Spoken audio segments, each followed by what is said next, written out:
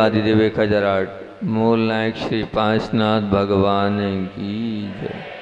परम उपकारी आचार्य भगवंत विद्यासागर जी महामुनि राज की जय।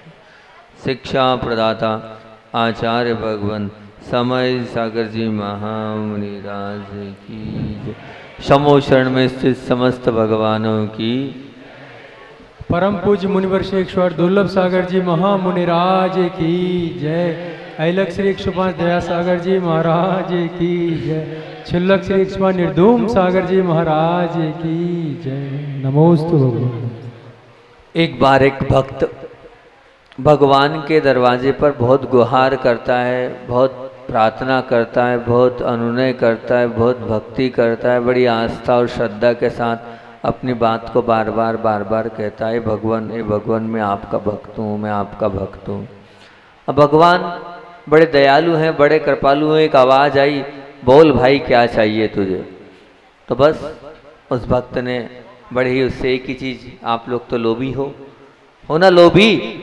तो बस लोभ वशात उसने कहा, धन संपदा नहीं है प्रभु, कुछ कृपा हो जाए और मेरा घर भर जाए। तथास्तु। बस संपदा से माला माल हो गया। अब कुछ दिन और नहीं बीतते हैं, फिर पहुंच जाता है वो, वही कहानी, वही रोना, वही गाना। फिर भगवान की दिव्य धनी प्रकट होती है और पूछते हैं, भैया क्या बात है, अब क्या चाहिए तुझे। बोले धन तो है, लेकिन धन को भोगेगा कौन, क्या संतान नहीं है। बस फिर क्या था, और संतान की प्राप्ति के लिए वहाँ पर भगवान ने कहा, तथास्तु, जा तेरी संतान भी हो जाएगी। अब संतान भी हो गई, संतान भी बड़ी होने लगी, संतान भी वहाँ पर बहुत व्यवस्थित रहने लगी। अब हुआ ये, फिर वो पहुँच गया भगवान के पास। फिर भगवान के पास पहुँचा, अब क्या हुआ भैया, अब तो पैसा भी हो गया, संतान भी हो गई। बोले मैं स्वस्थ नहीं रह पाता हूँ, मेरा आप स्वास्थ्य ठीक कर दो, ये बीमारी वो बीमारी ऐसा वैसा। अब दयालु कृपालु भगवान ने कहा, ठीक है कोई बात नहीं, जा तेरी ये बीमारी भी ठीक हो जाएगी। कुछ दिनों के पश्चात ही अब हुआ ये, फिर वापस भगवान के चरणों में पहुंचा। अब क्या हो गया। बोले भगवान अब ये हो गया, मैं निसत्व हो चुका हूँ, मेरी ताकत खत्म हो चुकी है, मुझे सत्वशाली बना दो, मेरे अंदर ताकत दे दो। अब बुढ़ापे में वो सत्व मांग रहा है। तो भगवान ने कहा, भैया अगर तुझे मैं ये सत्व वाला वरदान दे दूंगा तो तू जिंदगी भर परेशान करेगा, इसलिए तू निसत्व ही रहे, उसी में भला है। अगर सत्व दे दूंगा तो हमेशा तो परेशान ही करता रहेगा।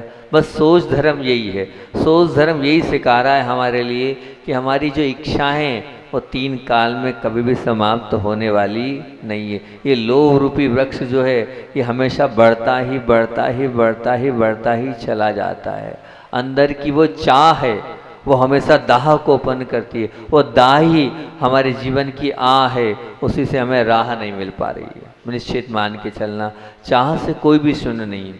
यहाँ पर हर व्यक्ति चाह के साथ है, इस चाह में वो लगा हुआ है। अपनी चाह को देखो आप, अपनी इच्छाओं को देखो आप कि अंदर कौन कौन सी चाह है आपके अंदर। कभी टटोला अपने आप को कि मेरे अंदर कौन सी चाह है, मन की चाह कैसी है, वो चाह किस ओर ले जा रही है, वो चाह धर्म की ओर प्रेरित कर रही है, वो चाह की पाप की ओर प्रेरित कर रही है। मन को टटोलो, कौन कौन सी चाह है, धर्म की चाह है, कल्याण की चाह है, सौ पर उपकार की चाह है, या जीवन को अच्छा बनाने की चाह है, धन की चाह है, संपत्ति की चाह है, संसार की चाह है, भोगों की चाह है, पाप की चाह है, क्या है बताओ।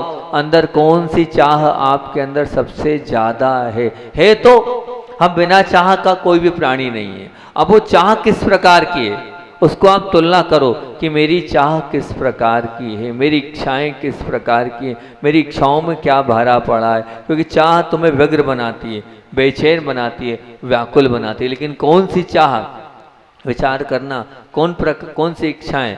और ये जो चाह है, मैंने अभी कहा, वो कभी संतुष्ट नहीं होने वाली। कोई भी यहाँ दुकानदार बैठा होगा, वो दुकानदार कभी भी अपनी बिक्री से संतुष्ट हुआ है, अपने व्यापार से संतुष्ट हुआ है? 2000 भी अगर रोज बढ़ गए, 3000 भी, 5000 भी, 10,000 भी, उसके बावजूद भी वो शांत नहीं होने वाला है, बिल्कुल नहीं होने वाला है। उसकी इच्छाएं और बढ़ती चली जाती।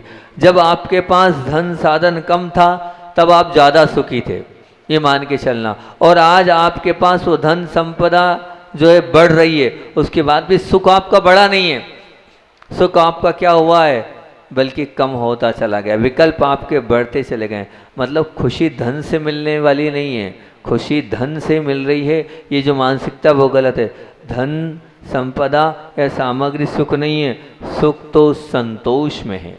जो संतोषी होता है वो सदा सुखी होता है, और जिसके पास संतोष नहीं है वो कभी सुखी ना हुआ है ना कभी होने वाला है। अपने आप को टटोलो कि आपके पास वो संतोष गुण है कि हाँ भैया ठीक है, जितना है उतना ठीक है, पुण्य में मिल रहा है, मिल जाएगा, आगे मिलेगा। एक कहानी यहाँ मैंने शुरू में सुनाई थी, इस संतोष के ऊपर बहुत अच्छी लगती है मुझे वो कहानी। मैं बार बार बोलता हूँ उस कहानी को ताकि उससे आप सचेत हो जाओ। बताई थी, अभी तो बहुत सारे नए लोग हैं, फिर से सुना रहा हूँ उस कहानी को। क्या, एक गरीब व्यक्ति जब शहर की ओर पहुंचा नौकरी की तलाश में, तो नौकरी की तलाश में जब पहुंचता है तो नौकरी को देख रहा है, लेकिन नौकरी जो है उसे क्या है, मिल नहीं पा रही है। फिर कहीं जाकर एक दुकान पर नौकरी मिली और योग संयोग से वहाँ नौकरी के लिए पहुंचा और वहाँ पर नौकरी मिल भी गई। पूछा कितने पैसे, आप जितने दोगे उतने पैसे। उस व्यक्ति के व्यवहार से उसके जाते ही वो जो दुकान की सेलिंग क्या हो गई, दुगनी हो गई, तिगनी हो गई, चौगनी हो गई। और कुछ समय पश्चात जो क्या हुआ ये कि मालिक को भी लगने लगा कि मेरा इतना बिक्रा से इतना बिक्री हो गई, तो किसके कारण हो रही है, निश्चित उस नौकर के कारण ही हो रही है। उसका पाँव ऐसा, उसका व्यवहार ही ऐसा है, उस वजह से मेरे साथ अच्छा होता चला जा रहा है। और फिर हुआ ये कि कुछ समय पश्चात वो आया नहीं। जब वो आया नहीं तो उसे लगा कि मेरी जो बिक्री एकदम डाउन हो गई, तो उसे लगा इसको क्या करना चाहिए, अपन गलत कर रहे हैं, दुरुपयोग कर रहे हैं, इसको कुछ ना कुछ पैसा बढ़ा के दे देना चाहिए। तो पैसा बढ़ा कर दिया, और पैसा बढ़ा कर दिया तो वो गिनने लगा, मालिक ये ज़्यादा हो गए। तो उन्होंने कहा मैंने अपनी इच्छा से तुम्हारे से खुश होकर ये पैसा मैंने तुम्हें बढ़ाया है। फिर क्या हुआ, फिर कुछ दिन बाद फिर वो नहीं आया। तो फिर वो सेठ जो है वो सोचने, गरीब लोग होते ही ऐसे हैं, जो हैं एक बार भी पैसा बढ़ाया तो कुछ नहीं, बस आंख बंद करा और हंसने लगा था। और अब जो है अब देखता हूँ कम करता हूँ तो क्या हंसता है कि रोता है, ये देखता हूँ मैं। कुछ धन्यवाद तो प्रेषित नहीं किया, उल्टा बढ़ाए थे पैसे। अब दूसरी बार फिर नहीं आया, अब जो है पैसे कम कर दिए, उसने पैसे गिने, फिर आंख बंद करी, फिर मुस्कुराया और पैसे रख लिए। अब उससे रहा नहीं गया, उसने कहा गिड़गिड़ाएगा, हाथ पैर जोड़ेगा, बोलेगा मालिक मालिक कुछ तो बढ़ा दो, आपने पहले बढ़ाए थे वो और कम कर लिए। लेकिन वो तो मुस्कुरा के फिर हो गया। अब सेठ जी जो थे वो थे कैसे थे, अब उनको लगा कि ये कुछ बोल ही नहीं रहा है। उन्हें पूछ लिया कि तू आदमी के पैजामा, बोले क्यों, जब पहले बढ़ाए थे तो धन्यवाद भी नहीं दिया, अभी कम किए तो तू कुछ बोल भी नहीं रहा है, आखिर मांझरा क्या है। तो बड़े ही मुस्कुराते वो बोला, बोले भगवान जब पहले बढ़ाए थे और मैं इसलिए नहीं आया था क्योंकि मेरे यहाँ जो है वो क्या था, मेरा एक पुत्र उत्पन्न हुआ था, तो मैंने सोचा ये मेरे पुण्य का नहीं है, ये उसके पुण्य का है। फिर बोले फिर क्या हुआ, बोले फिर बात ये हुई कि जब मैं दूसरी बार नहीं आया तो मेरी माँ का देहांत हो गया था, तो मैंने सोचा मेरी माँ का हिस्से का कम हो गया। तो मैं काय को विकल्प संकल्प करके अपने आप को टेंशन में लूँ और काय को विकल्प करूँ कि मेरा चला गया और मुझे मिल गया। तो ना मुझे मिलने पर ज़्यादा खुशी है और ना मुझे जाने पर ज़्यादा खुशी है। मैं तो प्राप्त को ही पर्याप्त मानता हूँ, उसी में खुश रहता हूँ। तो जो व्यक्ति प्राप्त को पर्याप्त मानेगा वो जीवन में कभी भी निराश नहीं होगा, और जो चाहेगा नहीं नहीं नहीं करता रहेगा और करते रहेगा, वो कभी भी जो है संतुष्ट होने वाला नहीं है। आप धन संपदा की भूख कभी शांत होने वाली नहीं है, संतोष धारण करोगे तभी शांत होने वाली है। मेरी चाह पूरी हो जाए, यह भाव लेकर भगवान के पास तो सब जाते हैं। आज का क्रीम कोटेशन, मेरी चाह पूरी हो जाए, इस भाव को लेकर तो पूरा संसार जाता है भगवान के पास, पर मेरी चाह ही मिट जाए, इस भाव को लेकर भगवान के पास यहां बैठा कौन जाता है बताओ।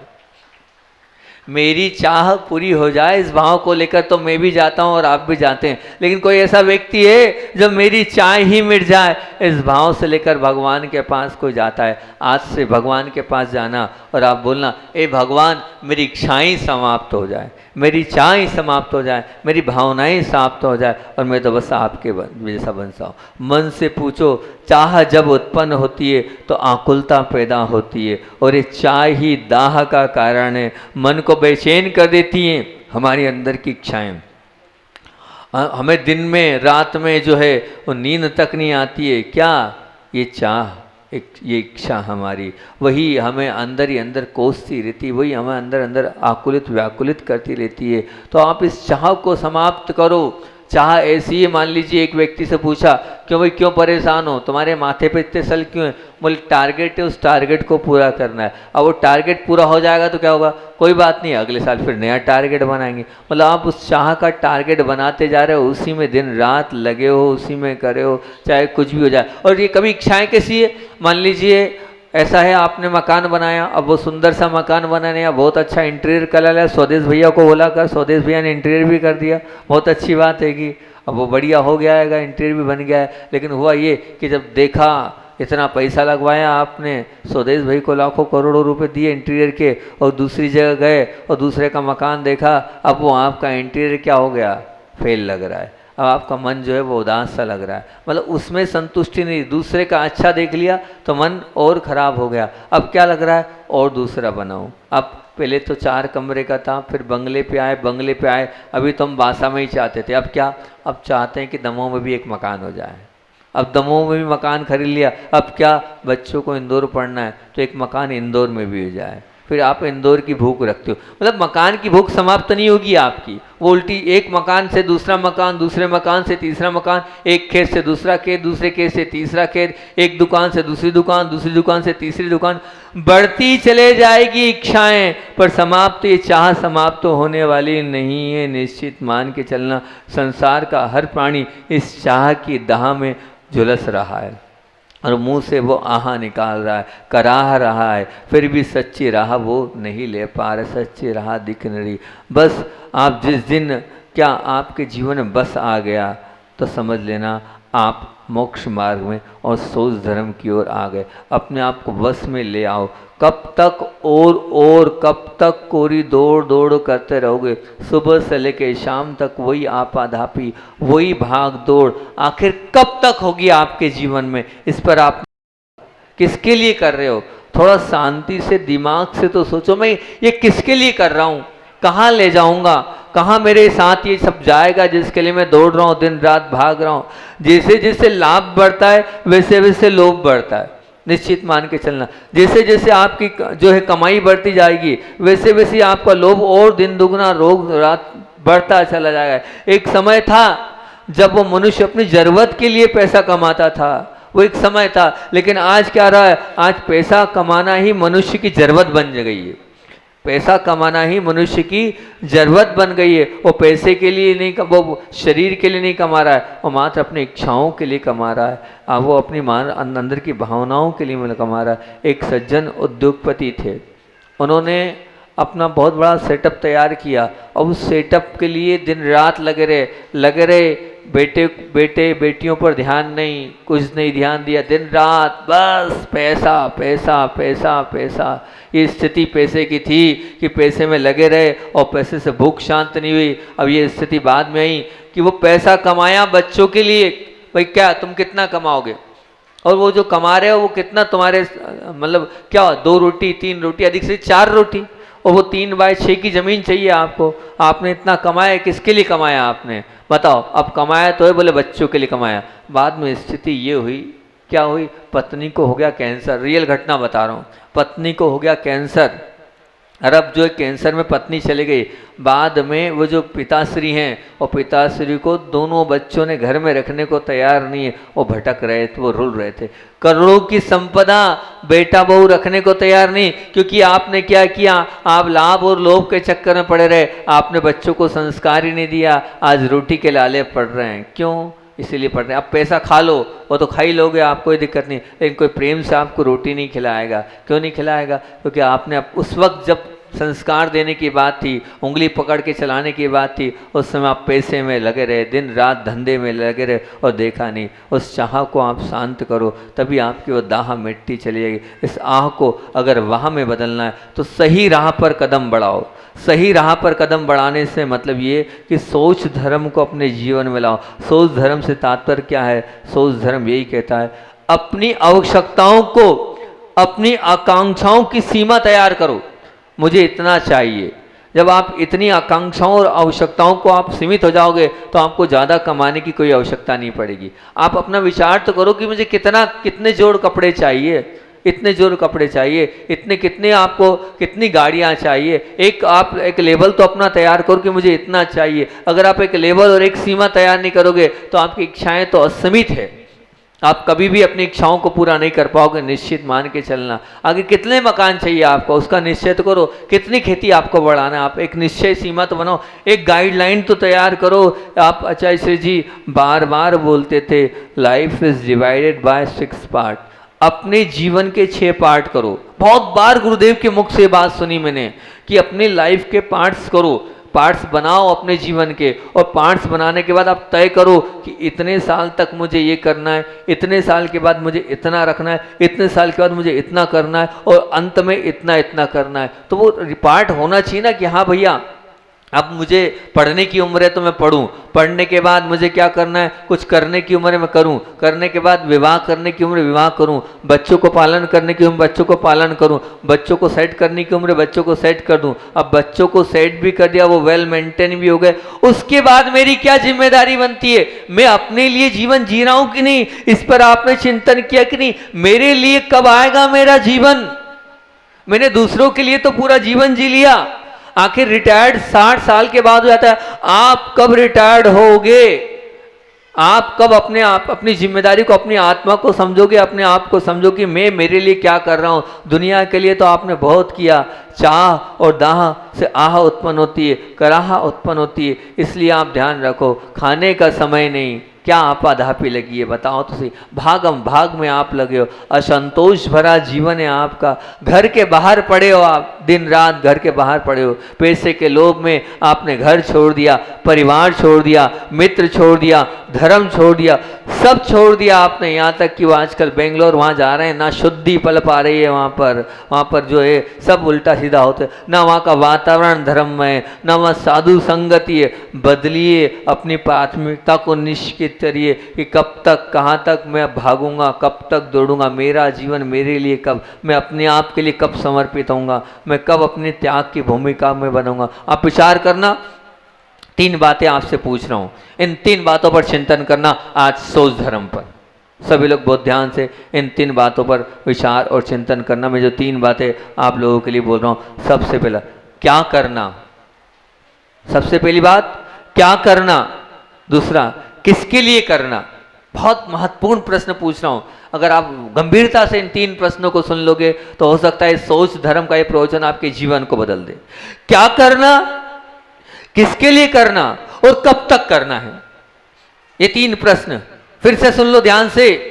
क्या करना, किसके लिए करना और कब तक करना, इन तीनों पर विचार करना। मैं क्या करना है, मुझे आगे क्या करना है, और किसके लिए करना है मुझे, दूसरा किसके लिए करना है और कब तक करना है।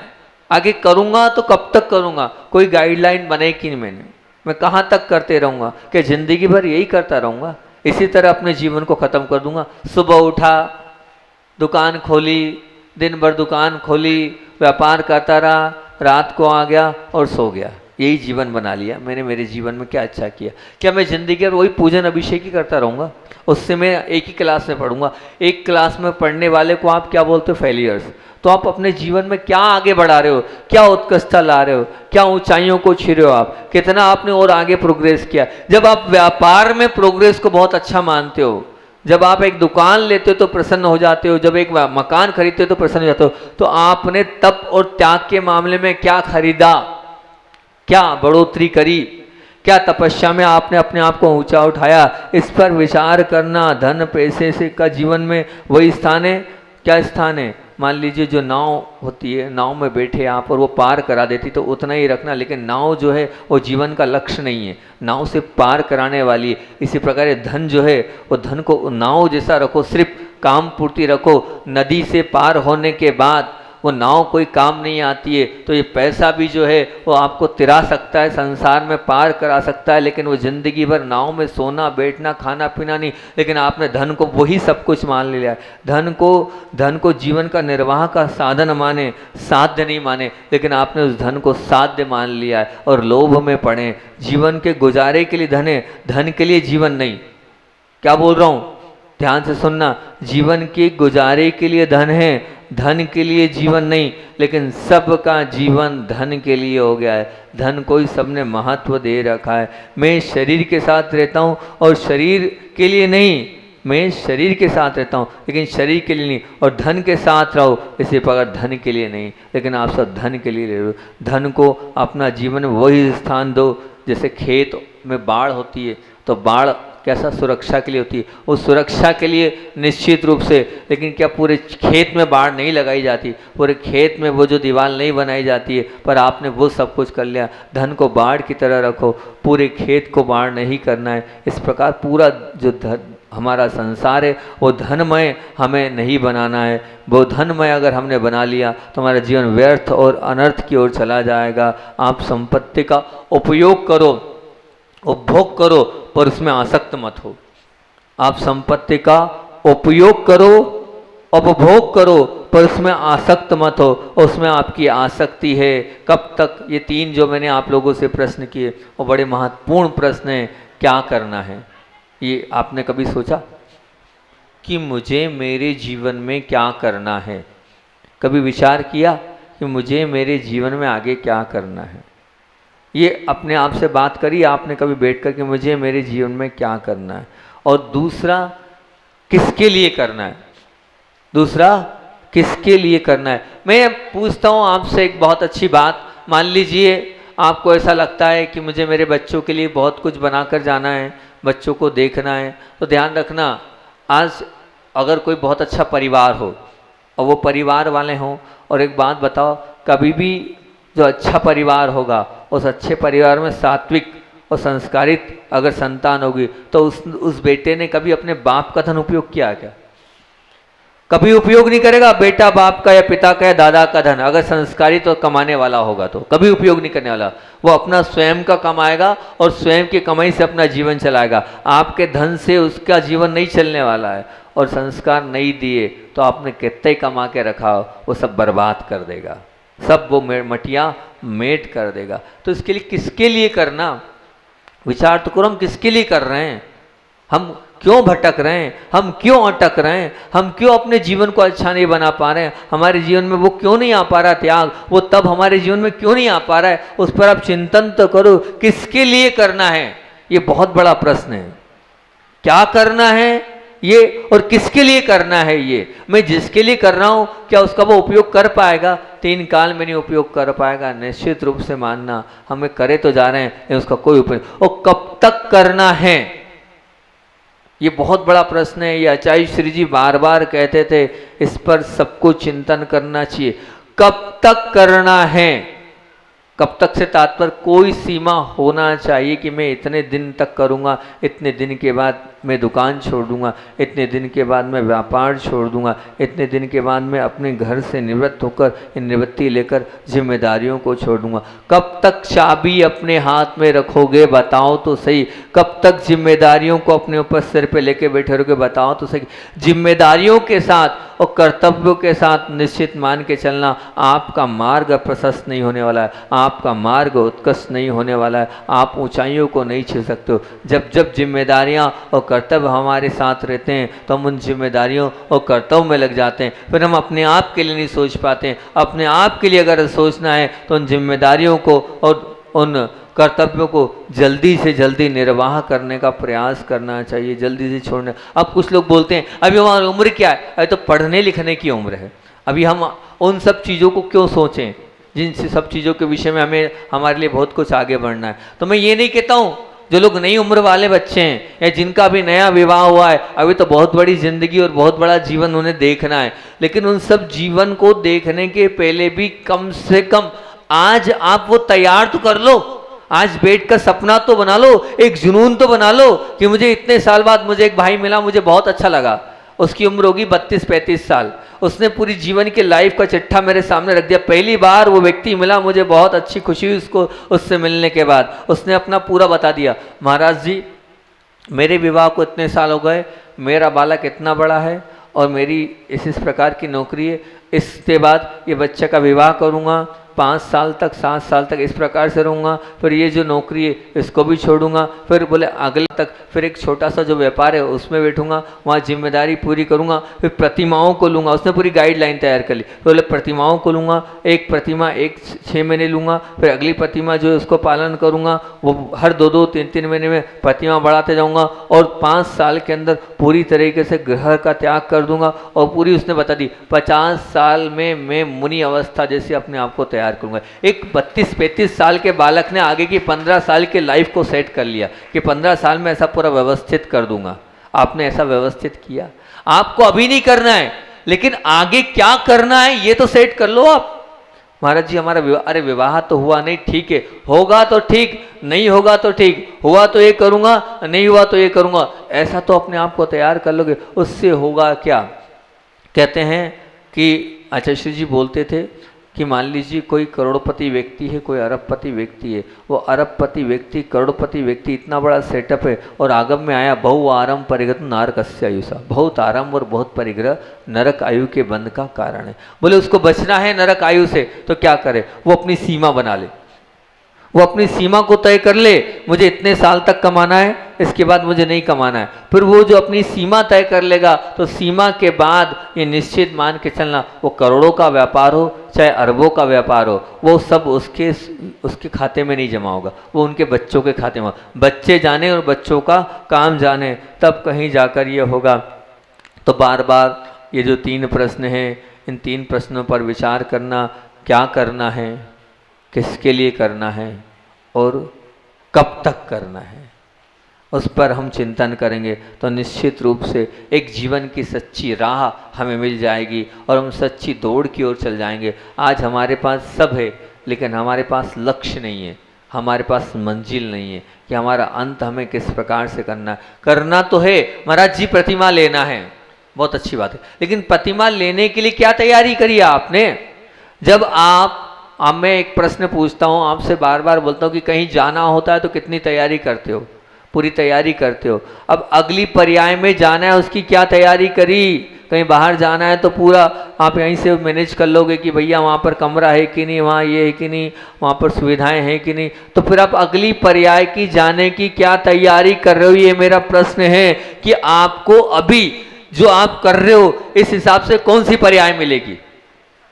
अभी आप जो आपका वर्तमान जीवन जी रहे हो, इस वर्तमान जीवन को झांक कर देखो, अपने मन को टटोल कर देखो, पढ़ कर देखो कि अगर मेरा अभी हाल का इतिहास उठाया मैंने और उसका लेखा जोखा मैंने तैयार किया, इस लेखे जोखे के माध्यम से, इन मेरे मन के परिणामों के माध्यम से, इन मेरे अंदर के चिंतन के माध्यम से मेरी वास्तविक स्थिति क्या होगी, मैं कहाँ जाऊंगा? आप खुद अपना खुद का इतिहास तैयार कर सकते हो और घटाव जोड़ करके आप लिखा पढ़ी करके तैयार कर लो कि आज जो मैं हूँ इससे मेरी अगली पर्याय कौन सी होगी। मैं नरक में जाऊँगा, मैं तिर्यंश में जाऊँगा, कि मैं स्वर्ग में जाऊँगा, कि मैं मनुष्य पर्याय को प्राप्त करूँगा? आप चिंतन करो, मंथन करो। इसलिए बार बार बोलो, सोक्ष धर्म का तात्पर्य ही ये है, क्या है? अपनी चाह को मोड़ लो, अपनी इच्छाओं को मोड़ लो। और अगर इच्छा भी रखना है और चाह भी रखना है तो इच्छा क्या रखो? इच्छा ये रखो कि मैं 100 और पर कल्याण में लग जाऊं।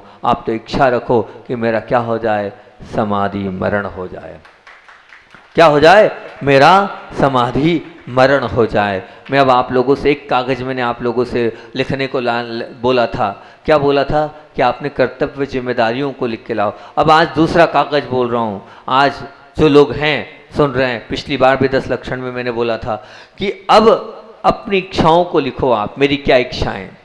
आज आप जाना घर और अपनी इच्छाओं को लिखना, मेरी क्या इच्छा है। चाहे वो इच्छाएं धार्मिक हो, चाहे वो इच्छाएं सांसारिक हों, कोई सी भी हो, लेकिन कम से कम कोई गाइडलाइन तो तैयार करो कि मेरी ये इच्छा है। और फिर जो उन इच्छाओं के पीछे दौड़ लगाओ, ये जो इच्छा आप बना रहे हो उन इच्छाओं के पीछे आप भागो कि मुझे उन इच्छाओं को पूरा करना है। क्योंकि जब तक लक्ष्य नहीं मिलेगी, जब तक मंजिल नहीं मिलेगी, तब तक हमारी ये मंजिल बिना दौड़ के, बिना ही ऐसे ही चलती चली जाएगी। आप अपने आप को दौड़ाओ, लेकिन बिना दिशा के मत दौड़ो। आप दिशा विहीन दौड़ रहे हो। जब तक स्थान नहीं मालूम पड़ेगा तो आप पहुँचोगे कैसे? रास्ता जब तक आपका तय नहीं होगा तब तक आपकी डगर तय नहीं होगी। तो आप जब बैठोगे तो आपको क्लियर ये होगा कि अभी तो मेरी कोई इच्छाएं ही नहीं है, और जो इच्छाएं वो फालतू की इच्छाएं, मेरा उससे कोई कल्याण ही नहीं होना है। जो इच्छाएं मैंने बनाई है, फिर जो इच्छाएं मैंने बनाई है उन इच्छाओं के लिए मैं आज क्या कर रहा हूँ जिससे मुझे वो इच्छाएं, वो चाह मेरी पूरी हो जाए। तो यहाँ बैठी जितने लोग जो मेरी बात सुन रहे हैं, मैं उतना ही कहूँगा, अपनी अपनी इच्छाओं को काउंट करो और लिखो, और इन इच्छाओं के पीछे दौड़ो कि मेरी इच्छाएं मुझे प्राप्त हो जाए। मैं ये नहीं बोल रहा हूँ कि आप महाराज बनने की इच्छा रखो, जो भी इच्छा हो बस उस इच्छा के पीछे दौड़ने का प्रयास करो, मंजिल तय करो, तो बहुत अच्छे से आपका जीवन उत्कृष्ट और महान बन सकता है। और अपने जीवन में इच्छा रखनी भी है तो चाह है, तो वो चाह अच्छे रखोगे तो दाह नहीं देगी, और वो दाह नहीं देकर वो आपके जीवन में आह को पैदा नहीं करेगी और सच्ची राह को हो जाएगी। वो इच्छा क्या है? मेरी इच्छा तो एक ही है, दिन रात में एक ही इच्छा भाता हूँ, क्या? मेरा समाधि मरण हो जाए। इसके अलावा मेरी कोई इच्छा नहीं है, कोई अंदर से भावना नहीं है। ये इच्छा आप भी इस प्रकार की जो जो इच्छाएं, वो इच्छाओं को व्यक्त करके अपने जीवन को बहुत अच्छा बनाओ, और वो इच्छाएं आपके जीवन को ऊपर उठाएं। ये मेरी भावना है। आचार्य भगवान की बात को बोलकर अपनी बात को विराम देता हूँ। आचार्य भगवान जब भी कोई पीड़ा हो जाती थी तो पहले से ज्ञात, हम चाह कर भी नहीं कर पाते थे कि आखिर क्या हो गया, क्योंकि वो सौमुख से कभी अपनी पीड़ा को बोलते नहीं थे, और बस उनकी पीड़ा को देखकर ऐसा लगता था, कुछ न कुछ उनके शरीर के लक्षणों से देखकर लगता था शायद गुरुदेव को कुछ हो गया है, शायद गुरुदेव को कोई ना कोई तकलीफ है। उनकी उस सहजता, उनकी वो सरलता ऐसी होती थी, वो हर स्थिति और परिस्थिति को वो स्वीकार कर लेते थे। सन 2008 में रामटेक चतुर्मास था और आचार्य भगवान के दाढ़ में दर्द हो गया। वो दाढ़ में इतना दर्द, सब उपचार किए गए, वो अमृतधारा लगाई गई और भी बहुत सारे ऊपरी सब कुछ किए गए। अब जब एक बहुत बड़े चिकित्सक को बुलाया, चिकित्सक को जैसे ही बुलाया तो उन्होंने कहा कि ऐसा है कि ये जो है दाढ़ को निकालना पड़ेगा, और जब तक दाढ़ नहीं निकलेगी तब तक इसमें आराम नहीं मिलने वाला। तो आचार्य श्री ने कहा अभी नहीं, कुछ नहीं, वो शून्य करने पड़ेगा। बोले शून्य वून्य हम नहीं कराएंगे। बोले आचार्य श्री अभी शून्य नहीं कराओगे तो वो हिल रही है, वो हम नहीं निकाल पाएंगे, आपकी सहन शक्ति से बाहर हो जाएगा। अच्छा सब हो जाएगा, चिंता नहीं करो। अब हुआ ये कि फिर एक आयुर्वेद वाले डॉक्टर को बुलाया, उन्होंने कहा आचार्य श्री जी ये आप मंजन ले लो, मंजन को आपको 5 मिनट तक घीसना है और अंदर रखना है, और फिर उसके बाद जो है ये आपका दांत मजबूत हो जाएगा, ये हिलेगा नहीं। देखो मैं उस वक्त आचार्य श्री की पढ़ रहा था कि जो दांत जा रहे हैं और वो वेद गारंटी ले रहा है कि आपको घिसना पड़ेगा और रखना पड़ेगा। ये दांत जो आपका हिलता हिलता मेरी गारंटी है ये दांत स्थायी हो जाएगा। वो बिल्कुल दावा ले रहा। आचार्य ने कहा ये मेरे योग्य नहीं। क्यों? बोले मैं दांत घिस नहीं सकता हूँ, मेरा अदंत धोवन है। उसने बहुत विनती करी, आप एक काम करना, इसको मुंह में रख लेना, आप मुंह में रख लेना। बोले नहीं नहीं ऐसा नहीं हो पाएगा। तो अब फिर क्या किया जाए? फिर बड़े महाराज गए, उन्होंने कहा आप इससे कुल्ला तो कर सकते हो, कुल्ले का निषेध तो नहीं आया है, आप थोड़ी देर रख लेना। बोले ठीक है देखता हूँ। चौके में हुआ ये टिकमगढ़ वाली दीदियाँ हैं, उनके आहार हुए। अब वो आहार हुए, वो दीदियाँ बहुत पुरानी हैं, गुरुदेव से छोटे से जुड़ी हुई है, अनीता दीदी वगैरह जो है वो जुड़ी हुई। आहार हुआ, आहार होने के बाद अब वो बहनें बड़ी समझदार, कुल्ला करने के लिए दिया और जो बाद में जो नीचे तब वो हटा दिया। अब आप मुंह में रखो। आचार्य श्री मुंह में रखे बोले लाओ। बोले नहीं आचार्य श्री जी आप समझो ना, तो आप निकला वहाँ पर कर रहे हो, कम से 2-3 मिनट तो रख लो। अब आचार्य श्री क्या बोले सबके बीच में, अब वो करे जाए, फिर एकदम गुस्से से जल्दी लाओ जल्दी लाओ जल्दी लाओ। अब डर के मारे दीदियों ने कितनी देर कर सकती, 10, 20, 25, आधा 1 मिनट तक रहा और तुरंत के तुरंत लाकर वो कुल्ला किया। पर देखो गुरुदेव को देखो, वो कह रहे हैं कि रख लो, दांत स्थिर हो जाएंगे, पर उनको अपने दांतों से कोई प्रेम नहीं है। उनको तो अपने मूल गुण की परवाह है कि मुझे मंजन नहीं करना है, मुझे नहीं करना है। और हम होते आधा घंटा बैठ जाते, मैं होता तो आधा घंटा बैठ जाता, सच कह रहा हूँ। और तुम 10 मिनट गिरो दांत स्थिर हो जाएंगे तो आधा घंटा बैठ जाएंगे। ऐसी चर्या, ऐसी उत्कृष्ट चर्या होती है जब कहीं जाके वो ऐसे पूछ गुरुदेव जैसे हम भी बन जाएं, हम भी अपने शरीर से मोह और लोभ को छोड़कर अब इस प्रकार की साधना में लीन हो जाएंगे तो निश्चित हो जाएगा। बाद में दांत निकला, डॉक्टर बोल रहा है इंजेक्शन लगाना है, उन्होंने कहा कोई इंजेक्शन की ज़रूरत नहीं है, उनने दांत को खींच दिया और फिर भी चेहरे पर मुस्कुराहट थी उनके। कोई कह नहीं सकता है हम दांत बिना इंजेक्शन के, वो डॉक्टर मना कर रहा है, वो निकलाए गए। बस वैसी समता सहनशीलता हम सब में आबोली आचार्य वन विद्यासागर जी महामुनि राज की।